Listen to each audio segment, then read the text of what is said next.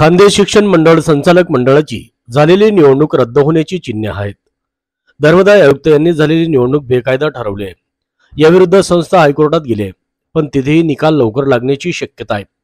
मागील आदेशात धर्मदाय आयुक्तांना आदेश दिले होते, त्यानुसार सुनावणी होऊन खाशीचे सर्व आर्थिक व्यवहार नोकर भरतीवर स्टे दिला आहे। BS पाटील, हेमंत पवार, उमेश साळुंके यांच्या तक्रारीवरून कार्यवाही करण्यात आली आहे। तक्रारदार यांच्यातर्फे ॲडव्होकेट GM पाटील यांनी युक्तिवाद केला होता।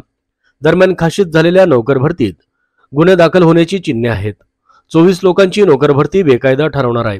या प्रकरणी गुन्हे दाखल होऊन संचालक गजाआड होतील असा दावा दिलीप लालवानी यांनी केला आहे।